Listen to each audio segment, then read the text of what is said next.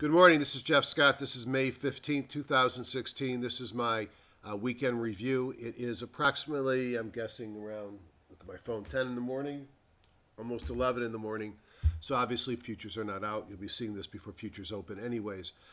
Any contact info, questions, concerns, comments, thank yous, hate me's, whatever, hgsidoc@gmail.com.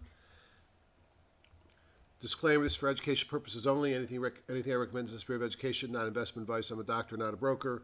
I am truly independent. I have no current or past agreements with any trading or software company. The comments I make are purely mine, and I've paid for every tool that I demonstrate. Trading involves risk, and you alone are solely responsible for any investment decisions you make. I've done this so many times, I always wonder if I need to repeat this, but I hope new people come and go, or mostly come, not go. So just to remind people that I'm a swing trader. The duration of my time is anywhere from a couple of days to several months. I don't trade every minute of every day.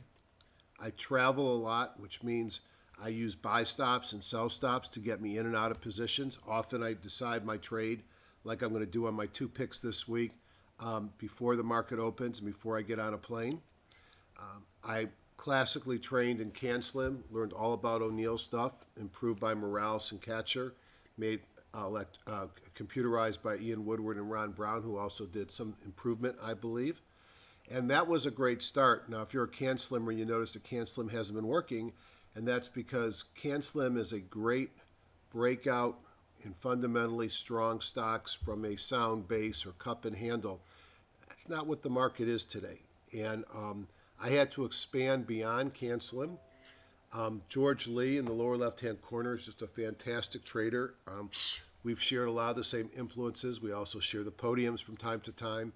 Van Tharp's all about money management, position sizing, something that is as important, or let me change that, more important than picking a stock. But what really accelerated my results was this guy here, John Person. And John's been a trader since I was a resident, and I've actually retired from medicine, so that should tell you, A, he never has aged in the picture, and B, he's been trading for a long time. He's a trader, teacher, software designer from an indicator perspective, a mentor, and he's actually become a friend of mine. Great books that I've listed there. He has the same techniques for 20 years, 30 years, and they don't care what kind of market it is. They're not married to a specific philosophy of CanSlim or value or long or short. They adapt to the market changes, and I'll show you how I use them in this program or in this video. I have lots of programs. I think I forgot to hide my desktop, so I'll do that right away. But TradeStation, Thinkorswim are what's on my desktop when I'm traveling. If I'm at home with my multiple monitors, I also have Genesis open. I think Genesis has some great charting, great scanning, great alerts. But since you have to pay extra for it, it's not cheap, and you have to bring your own data, it's not for everybody. From an analytical perspective, I live with HGSI and EdgeRater. I supplement it with seasonal trades, and I use a number of websites. Speaking of websites, I am not affiliated from a financial perspective with highgrowthstock.com. I've been providing volunteer, unpaid, amateur support for a long time, helping new users and others that have questions. These videos that I do started as an outreach from that. I do go beyond HGSI in my videos because I go beyond HGSI in my trading. It remains a core tool, but not my only tool. A couple things about this website. Here's Gil Morales, who uses the program as well, is if you go under investing strategies where my arrowhead is and you click that, you'll see a list of names. My name is listed there along with a lot of my videos. You'll also see the name of Ron Brown. He does training videos constantly, and he really has interfaced HGSI with Thinkorswim and VPA, volume price analysis, and he keeps adding new goodies to the program. The other thing to show you is that it says get free trial. Free meaning free, no credit card necessary. It's worth taking a look. But mind you, it's not It doesn't tell you what to do by clicking on the icon. You have to learn how to use the program. It's kind of giving the 16-year-old the key to the Ferrari. If you don't know how to drive, it doesn't matter how pretty and fast the car is, you're going to crash. I've mentioned this several times. I just like to mention it every week. John Person's having a seminar. If you contact me, I can refer you in. I appreciate it if you would do it through me, if you learn about it through me. HGSIdoc@gmail.com.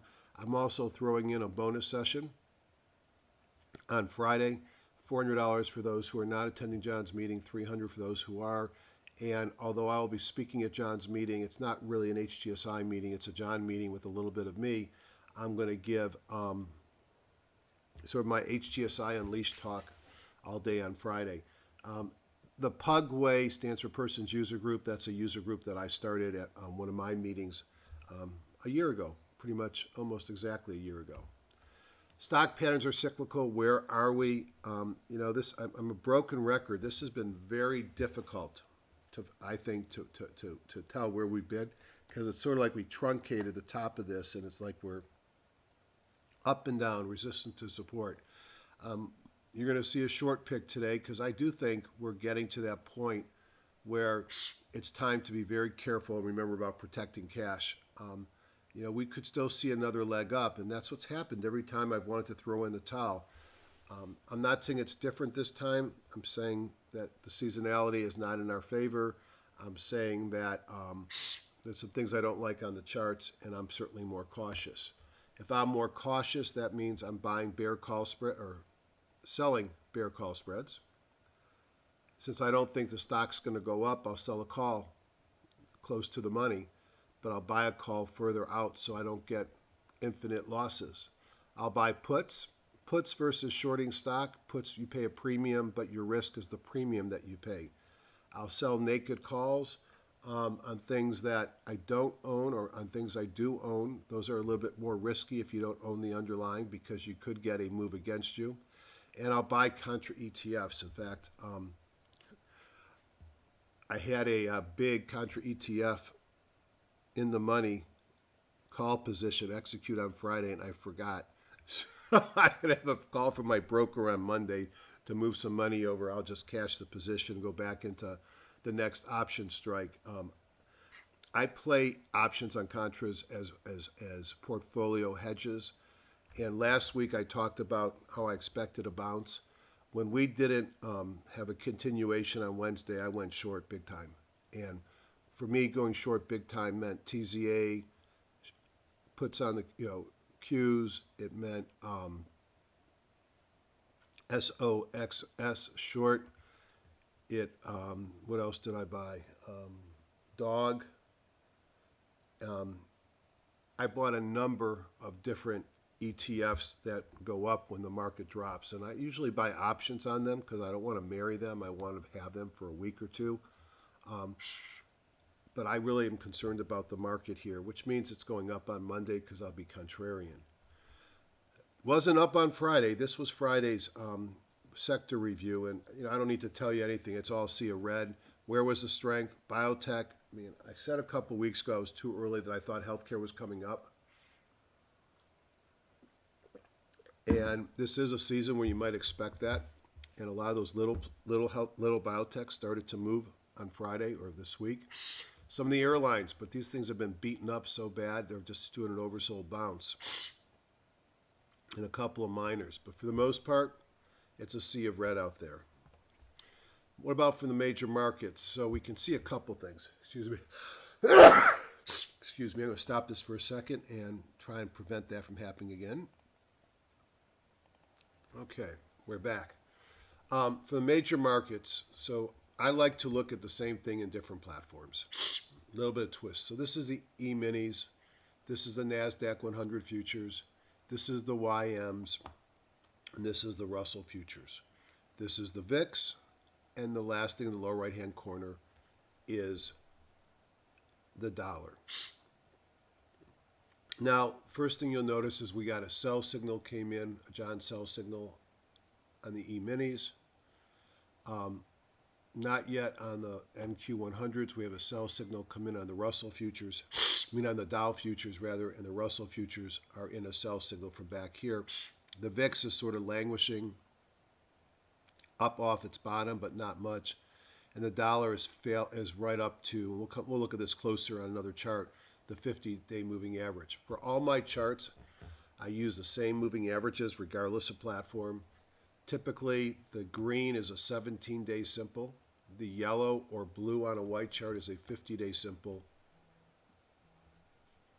And the red is a 200-day simple. Sometimes for grins, I put this guy on, which is a 1,000-day simple.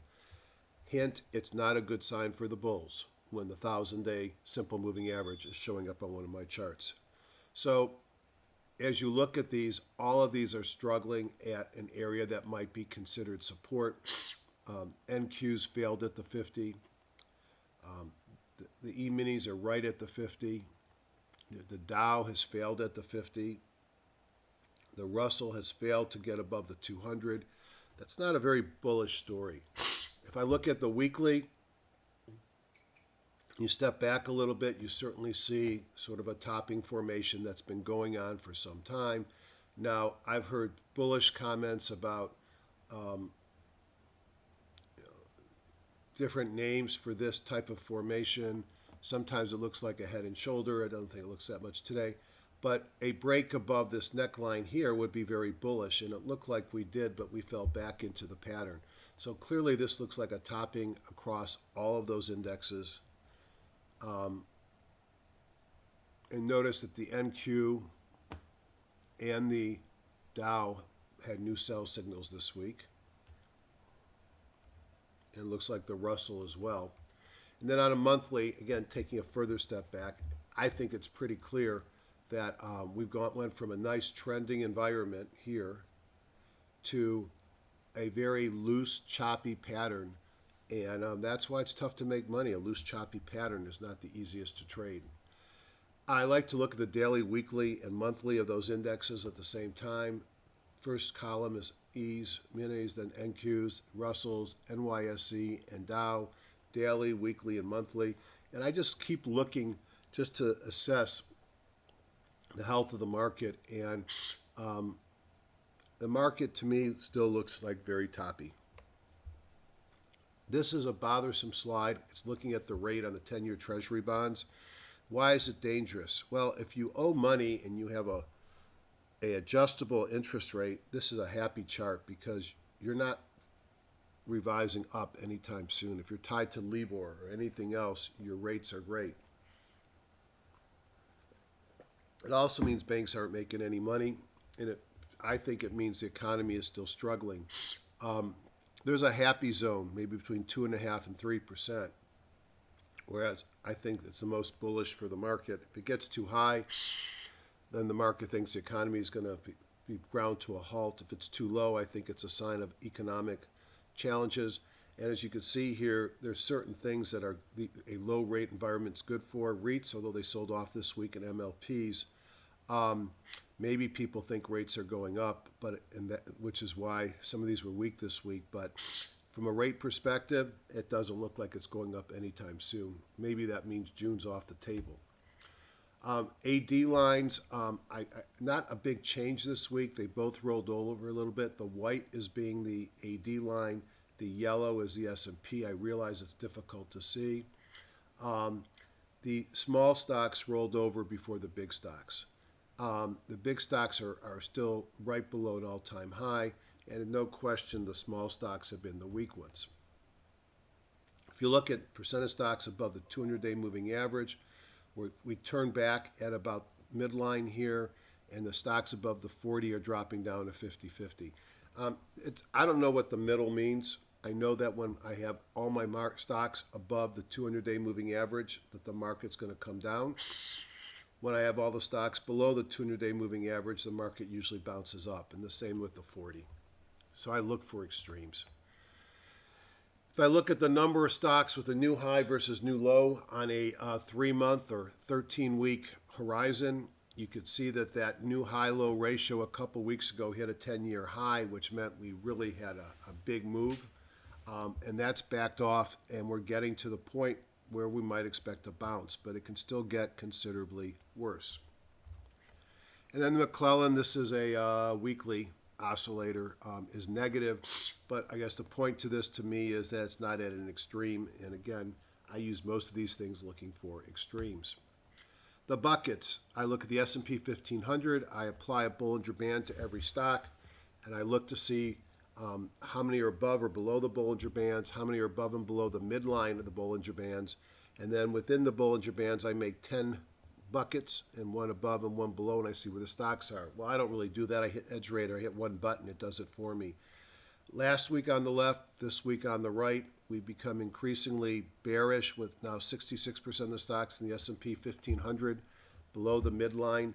We are not to reversal point. When the number of stocks below the bottom of the Bollinger Band gets up to 20 or 30%, it's almost guaranteed that the market's going to bounce within a couple of days. We're not there yet. I look for a HINDY. Now, I look for HINDYs. I've been looking for HINDYs ever since I got introduced to them by Ian Woodward a long time ago.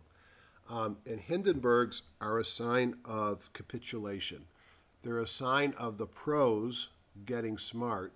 Not capitulation, rather the opposite of capitulation, the sign of a market top. It's the pros who are the smart money saying, I want to go to the sidelines, but let's get these suckers like us, the small guys, to buy our stocks so we can exit. So what happens at the top of the market is you get that choppy environment, you get a lot of new highs, but you start to see increasing new lows. The moving averages might hold up, but the McClellan drops because breadth gets worse. And that basically is called a Hindenburg. And up until recently, there have not been a major correction that wasn't signaled by at least one or two Hindenburgs in the last 50 years. Now, about a quarter of the Hindys work. Most of them are small moves down, but it's a sign of market, I don't want to say confusion, market topping. Now, I keep looking at the classic NYSE, and you can't see it real well, but suffice it to say there hasn't been a HINDY fire in months. That's despite the fact we've had a lousy market. Now, one could argue that it only fires at tops, and we haven't taken out our old highs, and that's why we're not seeing them. The other question I had was, with the number of preferred shares, interest-paying MLPs, dividend-paying stocks in the NYSE, number of bond funds, have we changed the character of the NYSE so much that you have such a big proportion that go up in times of market turmoil that it will no longer be a clear indicator?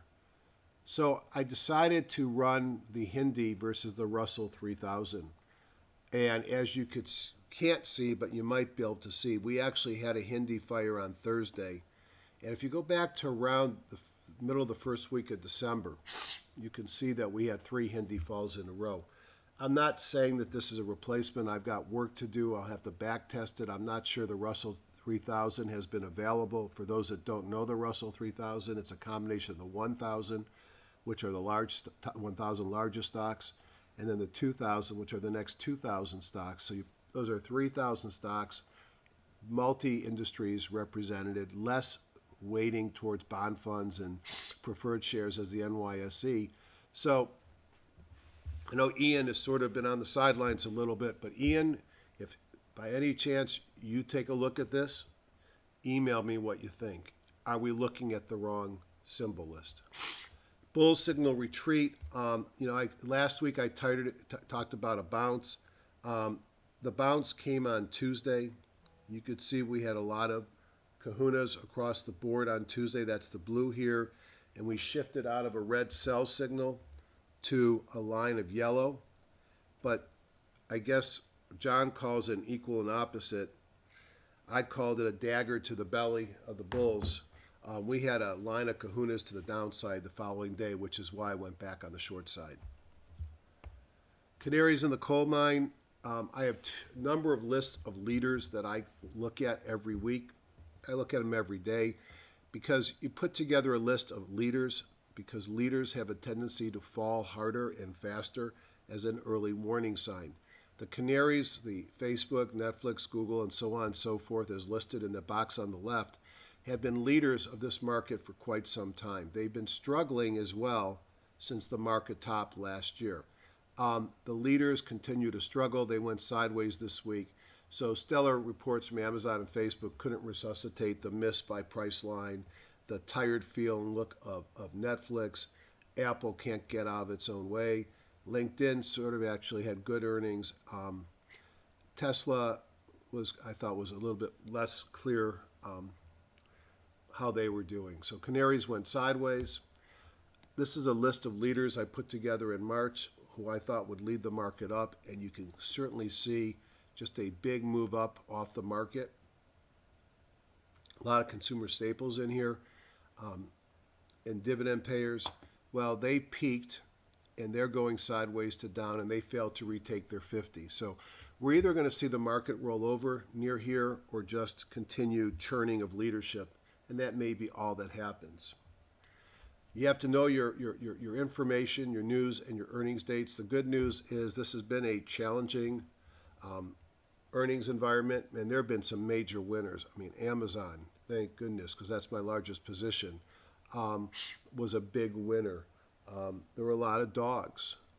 Now, of course, Amazon didn't look so good in February 1st either, but Amazon's retaken. But I'm short Amazon now because Amazon didn't look so good on Friday, and it came up with some of the signals that I look for long and short. But here's earnings dates, a few there, and if you look on the left, economic releases, you can see there's always a lot of information. The CPI, housing starts, building permits, energy, maybe Wednesday at 2 o'clock, the FOMC minutes. I'm not sure if they're as big a deal as before because you have so many talking FOMC heads. You pretty much know what they're thinking. But obviously, there'll be a lot of smarter people than me trying to figure out what's going to happen in June. Market thoughts, it was easy to call Tuesday's bounce, but the failure to hold suggests more downside to come. Mixed data signals slow growth at best. I don't think there's a push to raise rates. Personally, I don't think we'll see a June hike. Look, I think we're looking at most 2 this year. We are, and I'll show you why we're at support. EPS winding down, and sell in May seems to be the story. Here's my market meter, and what I do is in a minute I'm going to jump to my elder charts and my person charts and show you that I look at a color of the price bar where red is you should only be short or hold, green you should only be long or hold, and blue you can be buy, sell, or hold. And then I look at the person buy signal, sell signal.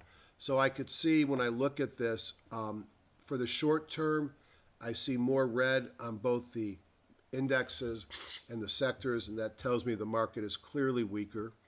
On the longer term, longer term still looks okay. The monthly charts still look good on the indexes and the sectors. And on the weekly, we've got more sells and we've got more red. So all I can tell you from this is on a short-term basis, the market looks pretty weak. And if there's any strength, utilities, energy, and materials, even staples are on a sell signal. And healthcare, which I thought was going to bounce, really has not done anything. Usual agenda, top-down review, use my tools, charts of the week. Comment about charts of the week. This is for education only. Trading, and if you use options, which I often do, involves substantial risk. I do not warrant any expectation of return, and I may be front-running you and already have a position.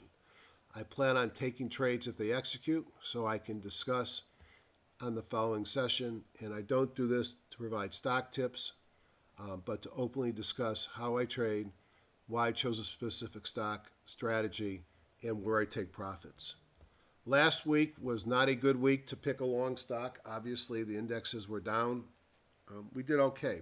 The stock that we picked last week was Two Harbors. The problem with an $8 stock is a 5% move is only 40 cents. But we picked this stock for a number of reasons. We liked it because it was basing nicely. We liked it because of multiple kahunas, a mobile breakout from a squeeze. We would have liked it more on Thursday, but I chose it on Friday. Also, it pays 11% dividend, and its earnings are out, and the next ones are not due for 3 months. So we set the plan with a buy and a sell. I map out on the chart where my buy signal is, where my stop is. I didn't have room to put my target, so my target was over here on the weekly chart on green. Notice that this orange on the weekly, that's a high close doji. That's my most powerful buy signal. I should say John Person's most powerful buy signal that I like to use. On a rip-roaring OBV coming out of a squeeze on the weekly and the daily. And it popped. Like I said, we would have been better off buying it before this tall bar. We got filled on the first day, and we traded up each day, and we had an equal and opposite bar reversal on Friday.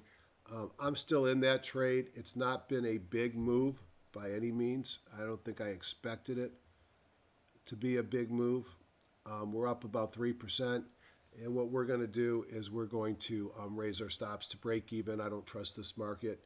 I'm not ready to give up on this position. It's up. I'm not ready to take half my profits off. I haven't hit my target. But I am ready to say I don't want to risk much, and I'm going to move up my stop. I'm not giving it much room. I don't like what happened on Friday. I don't like the market overall. We'll come back to this week's charts of the week, and I've got one for the bulls and one for the bears. You can figure out what that means. All right, so bye-bye desktop. There we go. So I'd like to go into TradeStation. And let's go into, excellent, let me just run one, set up some more scans to run while I'm busy talking.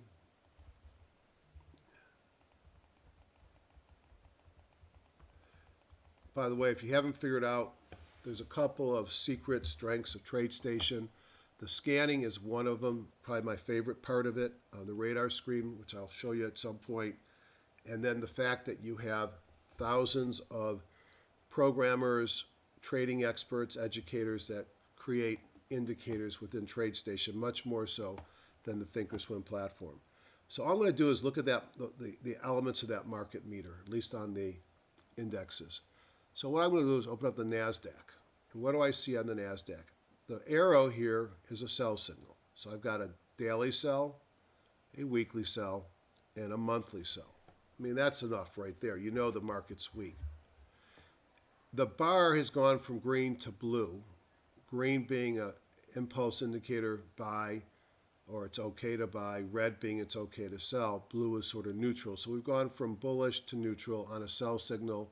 We got a red bar here and a red bar there. NASDAQ looks weak, and it's enough said. I look at dots, and I don't see any dots here, but I have some dots that tell me that there's a chance that there's some MACD divergence. I don't see those dots on this. The Dow, here's those this is MACD positive divergence or convergence when it's sitting on, actually this is MACD negative divergence, so you got red dots popped up here because you had a higher high and you couldn't even turn positive on the MACD, and that was a sign that the market was at risk of rolling over. So I look for the dots above and below. On the Dow, we got a red, still on a longer term, we're on a buy. We went to red on the indicator, blue and green. So the Dow short term is weak, and as I get more intermediate and longer term, it becomes less weak. The S&P 500, I think, will look like the Dow. It's in a sell signal on the daily and the weekly, red, blue, buy signal with the green on the monthly. Again, shorter term, weaker, more intermediate, longer term, less bearish. And the Russell sell signals on the daily and the weekly, and red, still trying to hold on to a buy signal on the monthly. So, we had that nice run up since the February bottom. And I think that that's why the monthly charts are holding up. But short term, all of them look weak. Doesn't look like something that I would want to be running out and betting the farm long. And that's why, as I mentioned before, I'm taking a much more mixed to overtly bearish position right now. Now, I mentioned the radar screen, so let me look at one specific thing in the radar screen.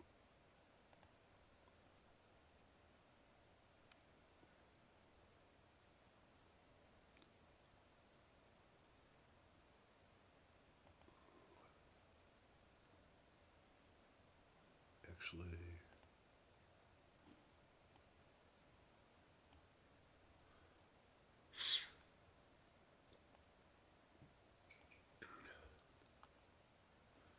what I look at, let's see if this has got it or not. All right, I guess I got to go back to a couple.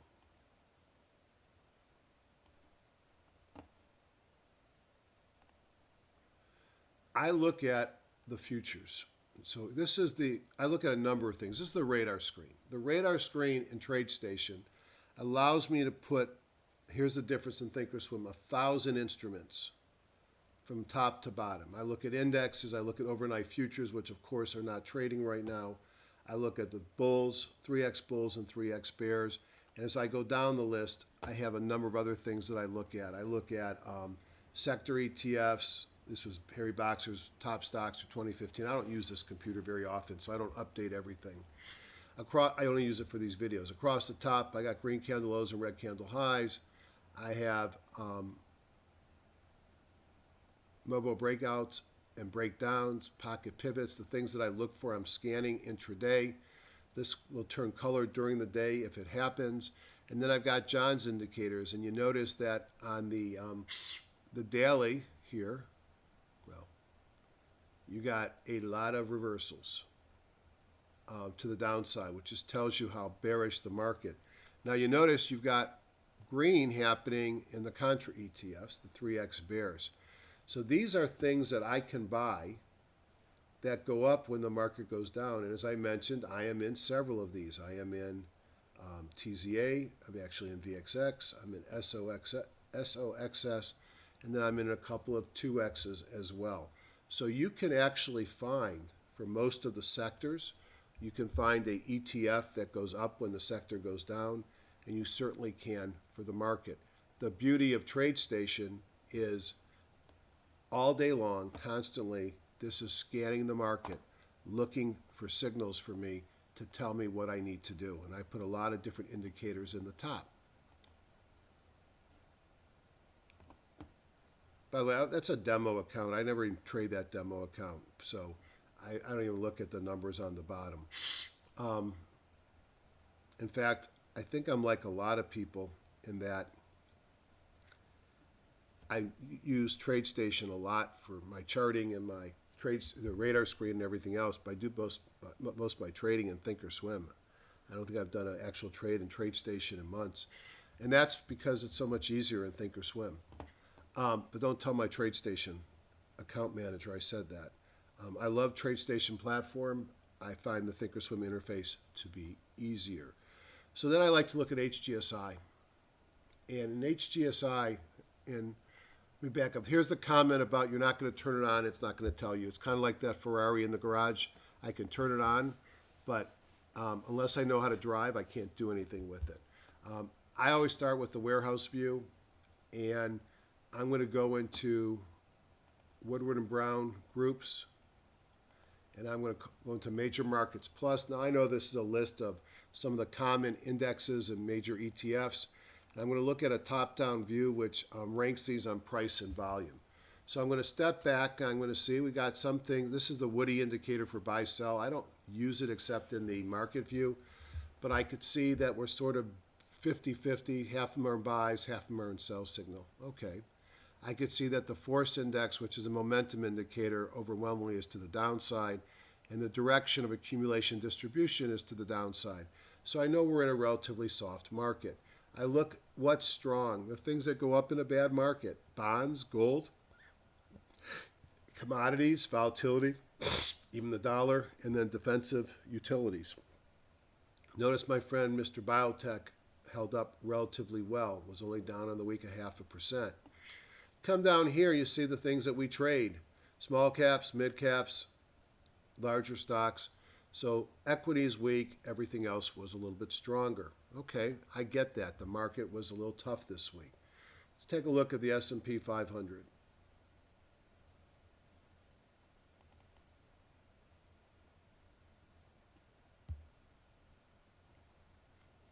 Anybody want to go long here? Not me. I mean, I may turn out wanting to go long, but not right here. So a couple things that stand out to me. We're going to go to a cleaner view, but we had kahunas almost on everything to the downside on Thursday, so we know we had kahunas, and kahunas is just another momentum indicator. the bongo is my long-term timing indicator. And interestingly, the weekly bongo has not turned red yet. So all is not necessarily lost because that has been a very good indicator of getting me out before there's been major damage. So that might suggest that I'm a little bit overly cautious. Let's clean this up and make it dirty on our own. There's no volume on the S&P 500, so you're not seeing any volume on the bottom. So first let's look at a weekly view and get a sense of where we've come from and where we are. Let's bring out a little bit more. All right, here's the March 9 lows. So as much as we're somewhat bearish today, the reality is if I go down to that March 2009 reversal and go up to the where we closed the week, we're up 200% in 375 trading days on the S&P. So that old stodgy big 500 stock index in less than 2 trading years, or excuse me, this is weekly, in less than 10 years, let me get this right, 8 years, 7 years, has gone up an average of 30% a year. That's not the average long-term return. The average return is probably 7 or 8%, not 30%. So we've been in a very bullish market. There's no question that we peaked, and I guess you could say kind of a double top, frankly, back here where we had one peak in May, touched it again in July, and ever since that second touch, this market, and this is where those trend lines get drawn from, has turned down. Now I thought, now let's look at more. I thought that we were breaking out back here because we broke on that time off of that trend line, but we failed, and here's why I'm concerned, because on Friday we broke through that 50-day moving average. Now I mentioned that we're at some major support, so let me draw that in here.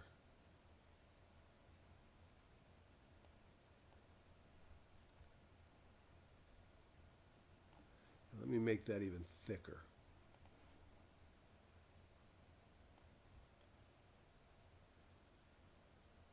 Why do I call this major support? Well, for the first part, this is where we came back to the last time. This is where we came back to in early April. And frankly, if I was to extend this line to the other side,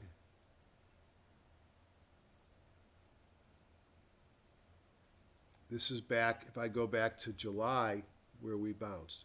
So we've spent a lot of time below, we've spent a lot of time above. But to me, this is a place where it's been support on multiple, actually I can make that an arrow, can't I? Times as we've been in this market move, and now we're there again. So it doesn't mean anything. It can drop, come back the next day. But to me, it's a little bit more of a area that I'm concerned about. So I put everything into context. We're in a market that's rolling over. I don't think anybody will come up and say this is a bullish market. We just don't know how far it's going to roll. We could get some great news this weekend, and we could get a major bounce. We're at a place that I already deemed sort of a, I'm not going to call it the line in the sand, but we're getting close to the line in the sand. If we fail at 2040-ish, then we're going to come and test the 200. If we test the 200 and it holds and it moves back up, that might be extremely bullish.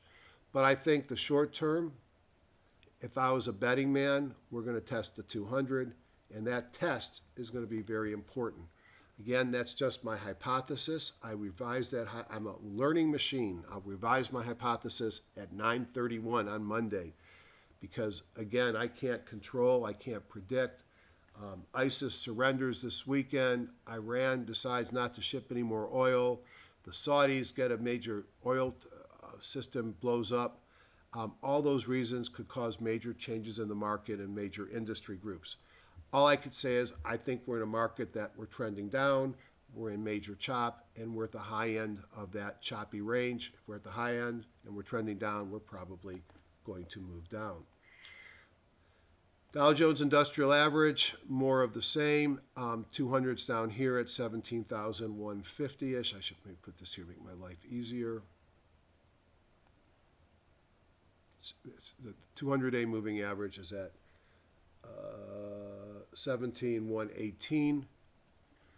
If I look at the NASDAQ composite, it's already broken down. Now, where is my moving averages here that's going to give me something to bounce from? Now, I don't want to run down to, my friend, the 1,000-day moving average. That would be horrible. Notice the weekly bongo has gone red. That's in a sell signal.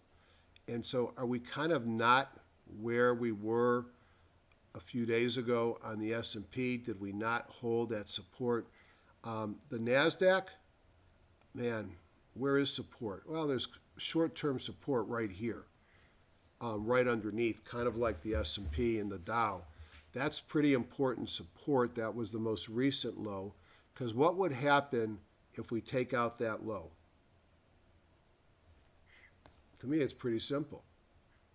If we take out that low, I don't know why I'm asking, I'm the only person that can answer, we now have a downtrend.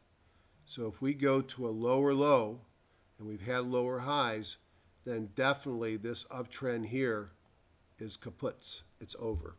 So it'd be interesting to see. Gosh, would it be nice if this is the predominant new trend and this is a full flag and we break out to the upside? I think we're in a downtrend on the NASDAQ.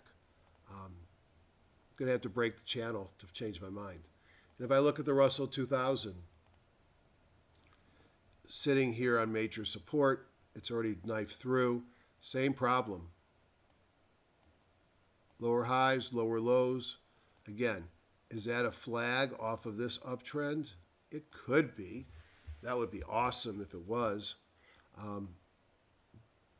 Short term, not so pretty. So I hope I've made you feel very non-bullish by this, and maybe we'll get lucky and a news event will come out. No one can control news events, certainly not you, not I. Obama, but he's not allowed to be trading. So let's look at the dollar. Now,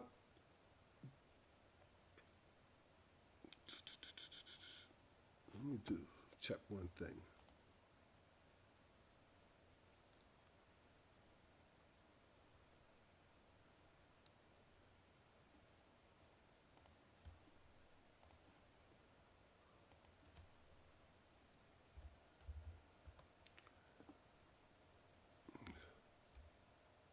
So the dollar has clearly, this is a daily, weekly, and monthly. So there's no question that the dollar's been in a downtrend. The question is, are we breaking out of that downtrend? And on a daily chart, including, that's through Friday, the dollar doesn't look that bad, does it? Dollar looks like it's making a nice move up.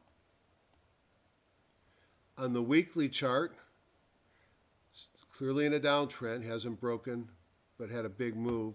And on the monthly chart, the dollar is obviously weak. The dollar, I think, is critical here.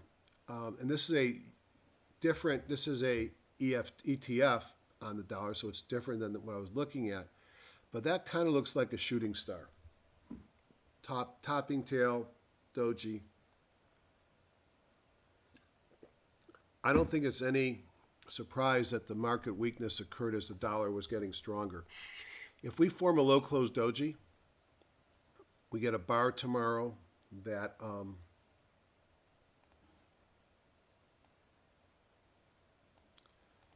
opens and closes below that doji. That's a low close doji. I'd have to fill it in and make it red inside. But if we get a down bar tomorrow on the dollar, that would tell me the dollar's weak and maybe it's going to come back and retest down here. That was a weak, that's a big up move on Friday, up 0.5% on the dollar, but I don't like that candle. And you could see, according to my bongo, the dollar's been weak for quite some time. Dollar, let's look at the VIX.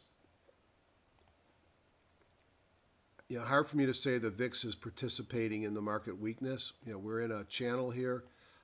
Every time we seem to try and break out of it of late, we run into resistance. This is what looks like when the VIX is moving, and when the VIX goes up, it's a time that our portfolios go down.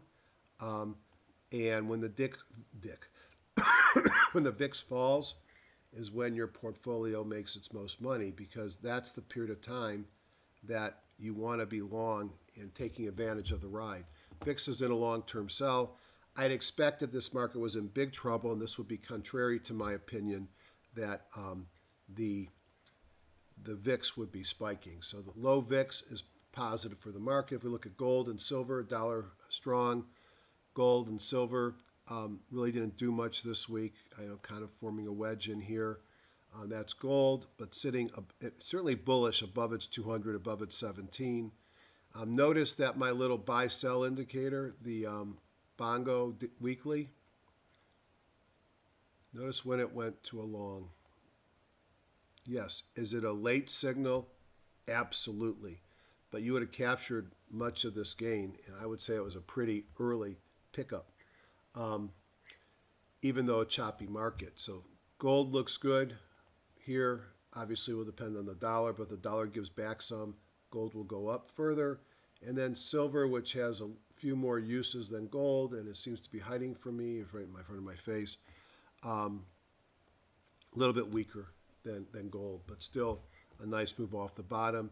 And it, too, has been in a Bongo buy signal since back here breaking above its 50-day moving average.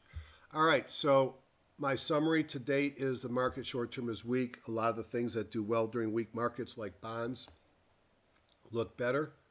Despite everything I hear in the market about bonds being toppy, if this is the trend line that we have to be concerned about, is it? Yeah. Then we still got a little ways to run in the bonds.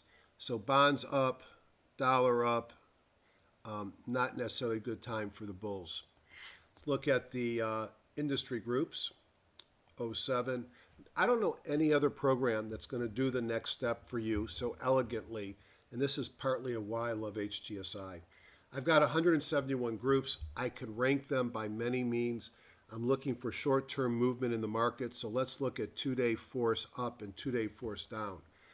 Two-day force up, force is from Alexander Elder. It's today's price minus yesterday's times volume plotted. I take a two-day exponential average. I look at that number, and these are the stocks with a positive two-day force, or these are the industry groups. I got 5 industry groups to the upside. That's very few, folks. What about to the downside? I've got 15.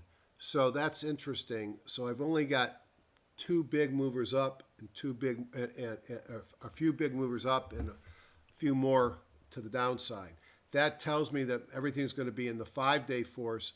This is telling me over a window of a week, 80 out of the 170 are to the downside of the groups, and only 15, oops, that's the wrong one, my bad,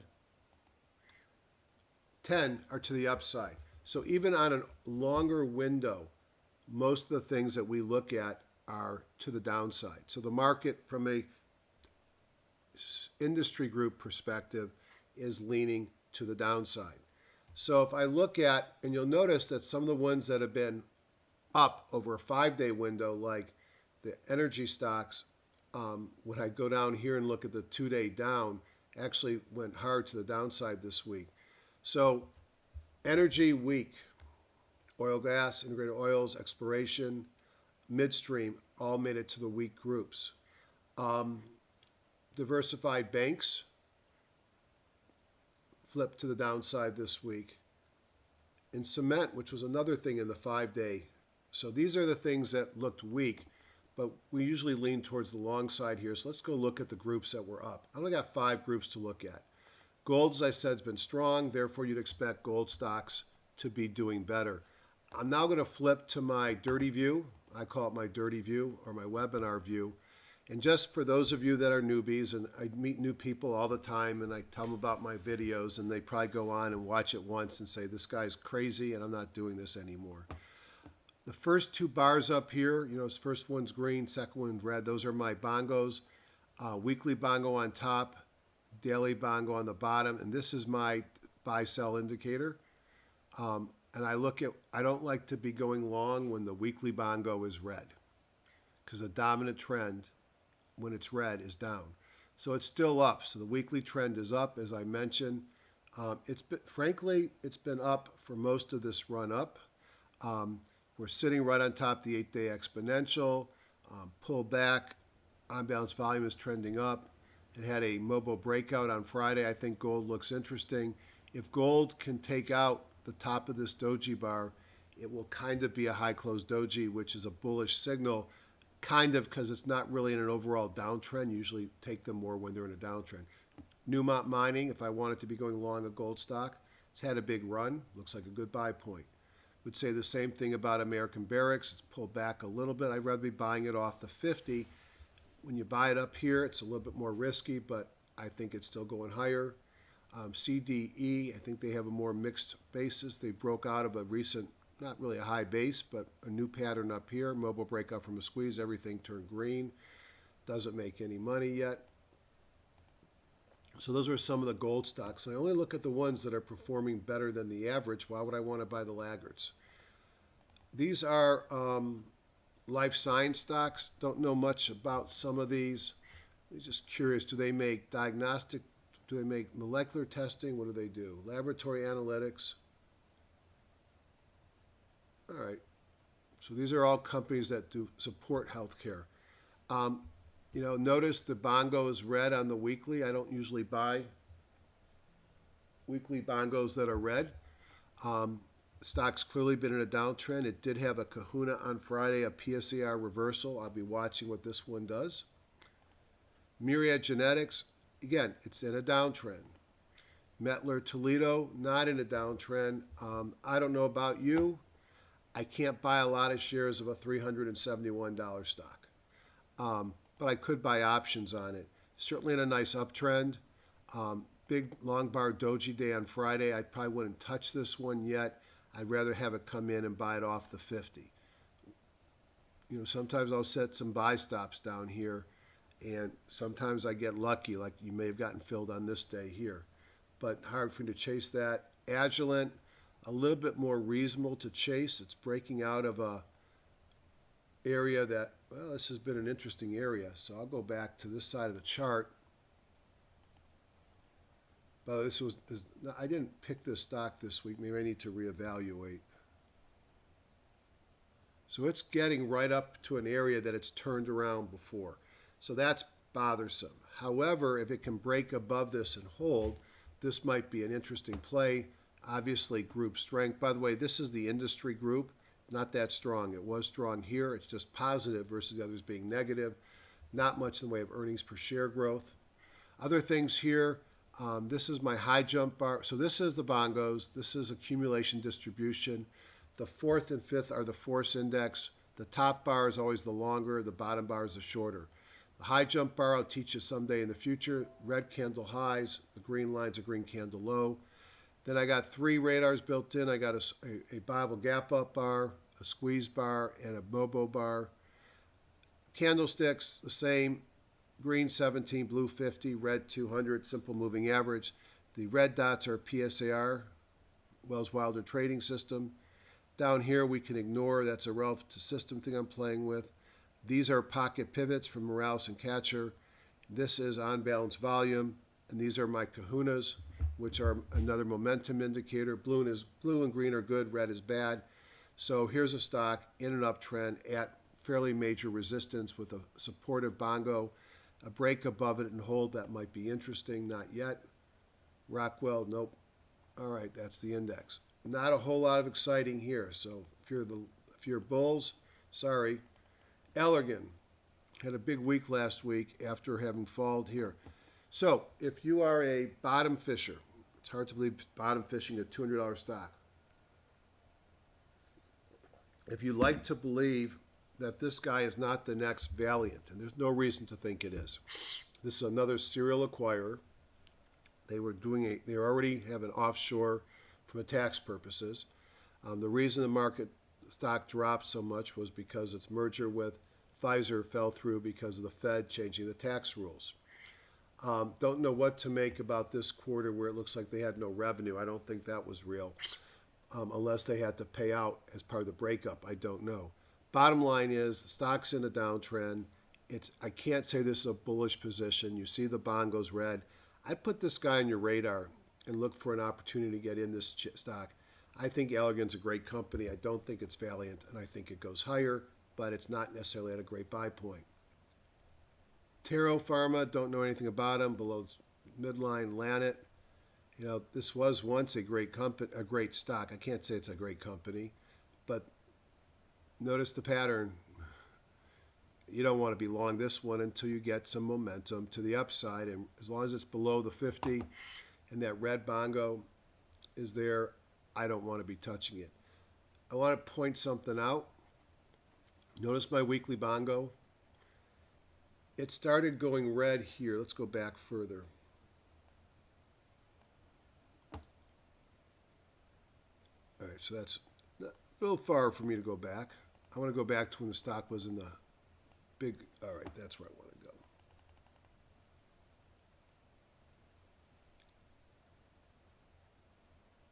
So, here's when the stock peaked at 68.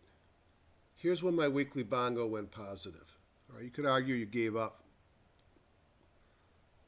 maybe 10%. Had you taken that bongo, you would have gotten out at $68. Yes, you would have gotten whipsawed here, but you would have gotten out without much of a move if you had taken this trade. And you've been out again the entire way down the stock. The bongo is a great, why would I want to go against it if I see the bongo is red? Bongo's red, I'm not going in. Obviously, markets will start to move before the bongo changes. Don't like any of these. Sorry if you're bullish, I'm not finding you any picks for today. This probably should tell you something. Biotech. Puma, big move this week. You want to buy this stock? This is a speculative play based upon news in a long-term downtrend from $200 plus down to 28.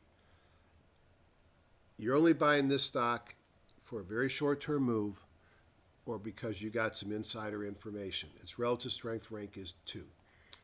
Exelixis, except for the fact this thing bores me to death. And by bores me to death, it's not a big mover. It got as high as 8.5 and 14 out of drug approval. It goes down to 2. So yeah, there's a big move there.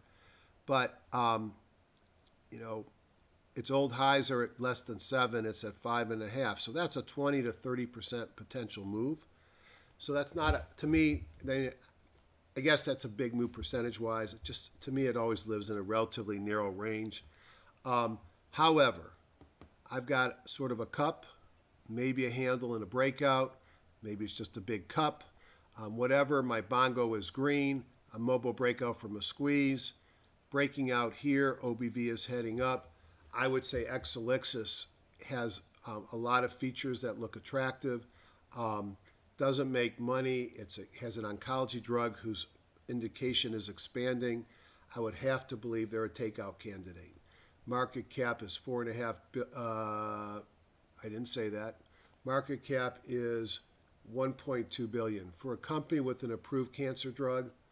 Cometric.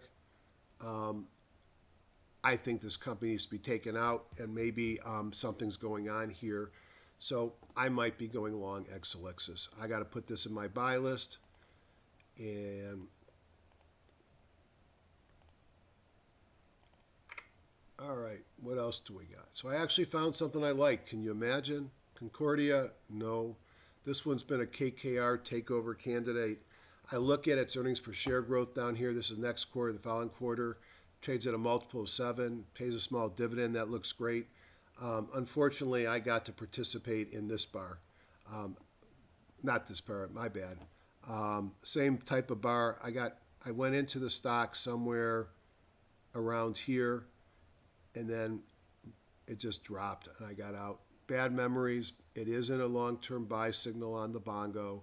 It did have a green candle low and a pocket pivot. I'm not a fan. That means it might be going up. Bomberin, Insight. Hard to tell you to buy this stock based upon the pattern.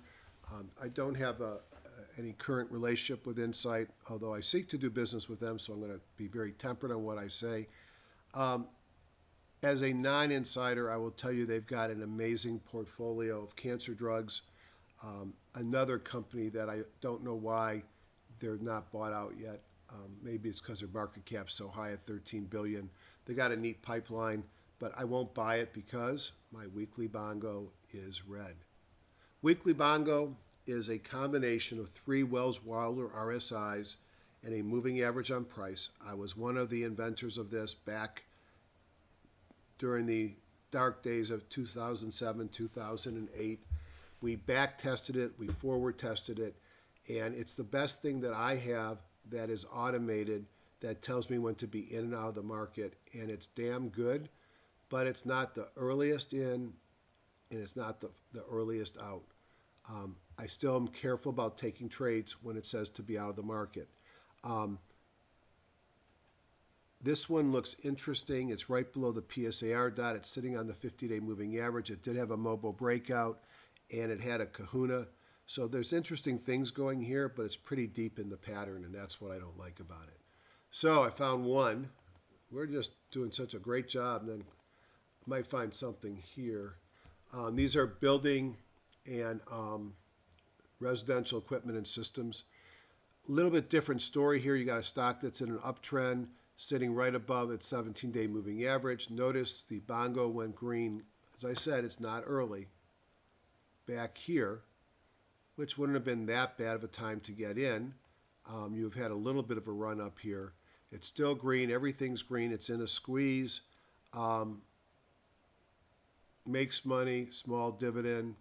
I don't see anything real exciting here, but based upon what we've seen, that looks as good as anything. Lennox pulling back to the 50. I'd like to see some momentum coming in. And energy focus, nah. So that was the long side, friends. Not a lot there. So I always start my analysis and see how long-winded I've been. I've been talking for a long time. Let me just look at.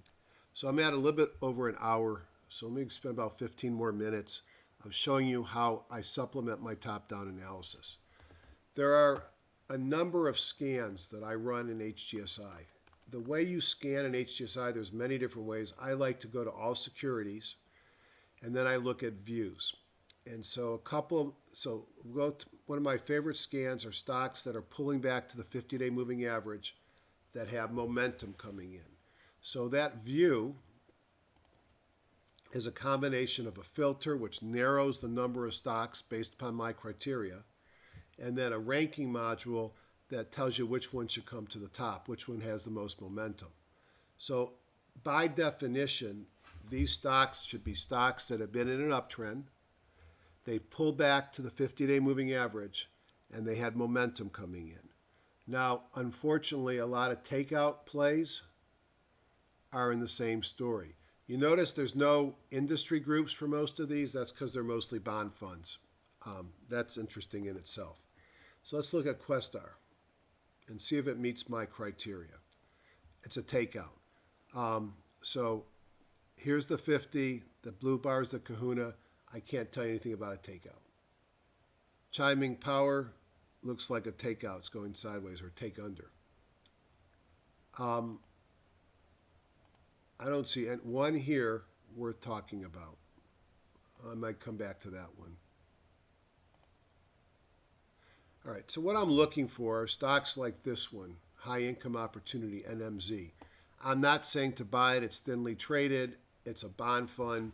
I don't know anything about these guys. But what I want to find are stocks in an uptrend that are within a percentage of the 50-day moving average, and this thing is within 1%, which would be 14 cents. Believe it or not, that's within 1%, that have a kahuna coming in, which is momentum. So if I'm not seeing one stock that meets my criteria to pull back in an uptrend with momentum, I either don't have uptrend, pullbacks, or momentum. That's bad. Another scan I like to look at is stocks that are squeezing that are right underneath their PSAR dot. I like them to be in uptrends. So insight will go back to this one we were looking at. Let me make it, blow it up here. I'm not taking this trade, okay? It's not in a big uptrend. Maybe it's in an uptrend over the last few days. But what I like about this trade are several things, or this setup, not this specific trade. I'm looking for stocks that are squeezing. You can see a little yellow up there. Trust me, it's there. The stock's is squeezing. So when it squeezes, that means the Bollinger Bands have moved inside the Keltner channel. That's interesting. I'm also looking at this stock because it's right below the PSAR dot. The PSAR dot is part of Wells-Wilder's PSR, parabolic stop, support and resistance model. I call it stop and reverse. There are people that trade that system that if this stock moves up through the PSAR dot on Monday, it will trigger a buy signal. So I found a stock that's basing that is about to go to a buy signal that had a MOBO breakout and a squeeze on Friday and a kahuna. OBV is above its moving average. That that is not a bad looking setup. Now, let me tell you what else makes this thing good. I like to have limited risk. Where would you put your stop here? I think to me this is a no-brainer. I'm going to find the lowest bar here, which happens to be the lowest of the doji, and I'm going to say that my entire reason for buying this stock goes away if I trade below that line. So that doji bar's low was 68.31. Let me write that down.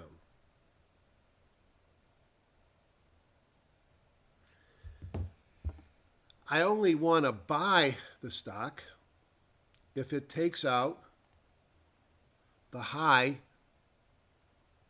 or takes out the PSAR dot, which is at 73.74. So I'm going to set my buy stop at somewhere around 73.75. All right. So, as I told you in the beginning, I get on trains a lot. So that's at 73.75, I'm putting actually quite a bit at risk, 544. So 5.44 at risk. And I'm buying it at 60. I'm going to buy it at 70.35, I said. Let me go back here. I'm going to buy it at 73.75. So I'm putting about 7.5% at risk. Not a huge risk. And I could, right now, set a buy order at Thinkorswim that says, if this stock trades above 73.75, put in a limit order at 73.76, 73.80. So I'll get filled up to 73.80. If it gaps against me, I won't get filled. If it gaps down, I won't get filled.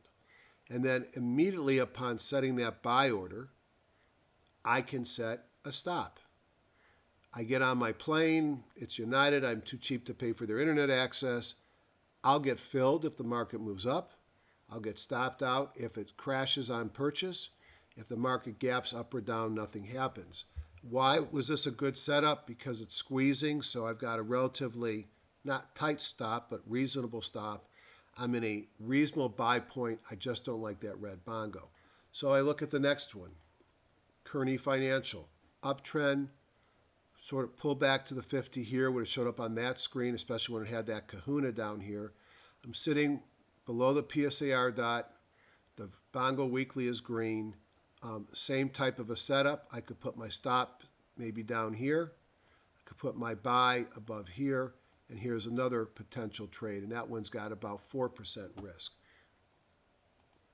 Valspar is a buyout. Itron looks like it might be a buyout. Buyout. A lot of these are buyouts. A new system that I'm looking at playing with is something that put in by Ron Brown not long ago, and that's from the Perfect Speculator book.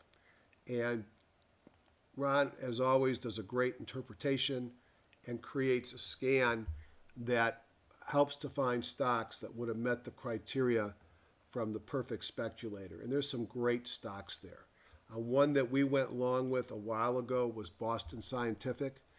I'm still in the position, and I think we went long around 18. This was one of my, I think it was down here, picks that I did in the group, and it's had a very nice move.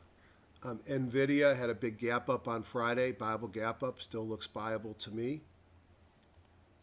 Albemarle, another Bible gap up on Wednesday. So this is a screen that's built into HGSI. You have to have downloaded Ron's, the VPA from March 29, 2016. But this is a screen of finding great stocks. I could have done this and stopped today, frankly. So I talk a lot about TradeStation. What I like the most about TradeStation is the scanner. And the fact that I could look for stocks. I mentioned before that high close doji is John's premier buy and sell signal. And this is what I like to trade from. And let's go look at my stock picks of the day and the week and show you where they fell out. This one is a very limited scan set. This looks at a larger percentage of the market. Try to remember what I picked because I could, here's one I didn't pick, but I almost picked. It's Jack in the Box. The reason why I like Jack in the Box, this is a weekly chart. And notice that this orange here is a high close doji. It means we had a doji here or here. And within 3 bars, I closed above the top of that doji. And that defines a high close doji in a stock that's in a downtrend. Notice the OBV is launching straight up. The second bar down tells me my weekly bongo is green, and I've got a lot of my positive buy signals came in. When I looked at the daily, it had gapped up. I didn't love the OBV turning down on the daily. So Jack in the Box is going to stay on my list of potential buys this week, but I picked White Wave. So let's look at White Wave here. Similar to Jack in the Box, the daily OBV has turned down some. It also is suggesting some MACD divergence, which is potentially a negative on the daily. It's a Bible gap up from an HCD position 5 days ago. It's in a weekly and a daily bongo. And on the weekly, it had a high close doji, and look how strong the OBV is. So to me, it's almost had a Bible gap up. It's in a flag, and if I can take out the top of that flag, I want to be long. So let's go back to the PowerPoint.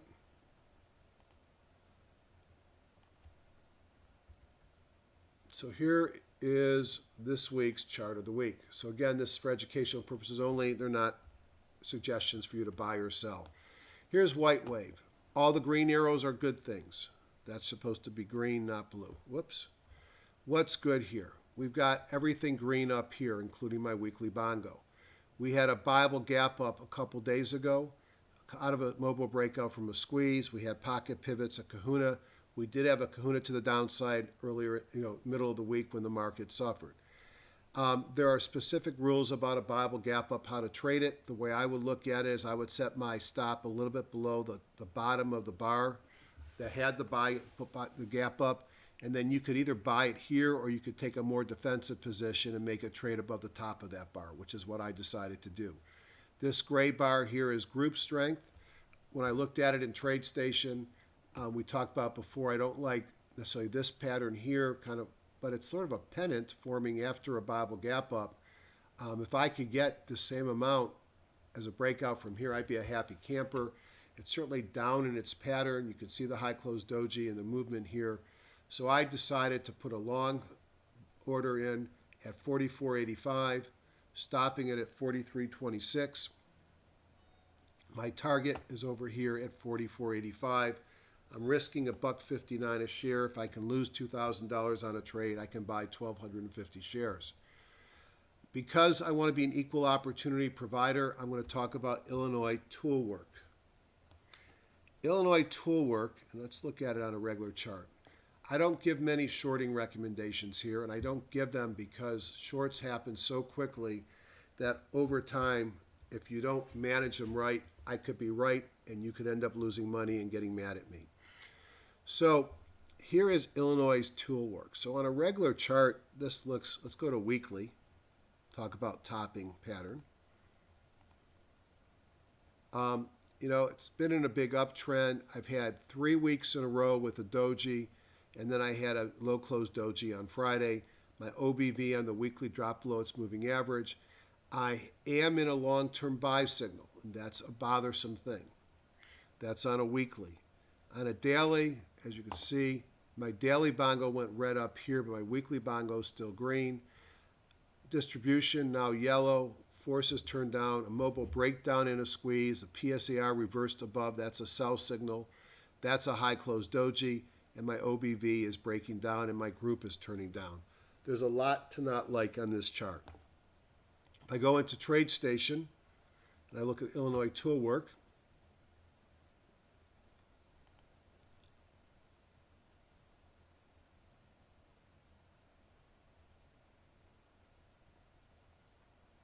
my other system had showed up here. Oh, that's right. So, okay, it's a daily low close doji on this chart. And I look at it, it didn't meet a low close doji because it didn't take out, but I've got a PPS sell signal. And I'm right up at, I got up to resistance here. I got a PPS sell signal. My OBV has dived down. On the daily chart, I do have a low close doji and a PPS sell signal. OBV looks weak. Notice down here I'm in a squeeze and I'm turning red on my mobile breakdown. My PSAR reversed and I got a kahuna to the downside. So I got a lot of things not to like. So I'm going to go back to my chart, and this will be a short that I'm going to take tomorrow if I get filled. I'm going to put a short signal at 102.71. My first target is 99.68. My stop is 105.74. I'm risking about 3%. I'll buy about 650 shares, and I will move my stop to break even and take half off when I hit my target, and then I will let this thing run because this thing could drop quite a bit. Obviously, market strength, I don't put the trade on, and if it gaps against me, I won't chase it. So that's a short play. Just to remind people, I got the PUG user group for people that are owners of John's Lifetime Indicators and hopefully HGSI. And lastly, don't forget the fall seminar. This was a long one. Hope you learned something. Be careful. Look at some of those contra ETFs to play the downside. Buying puts are also ways to do it without a lot of risk. But there's an advantage of shorting versus buying a put. I have to pay somebody for the opportunity to buy the stock if it drops. That means I put, for the stock to make me money, it has to drop more than the amount I'm paying beyond the strike price for me to actually get money out. So puts have a premium. Shorts have a margin issue. Have a great weekend. What's left of it. We'll see you next week. Good night, everybody.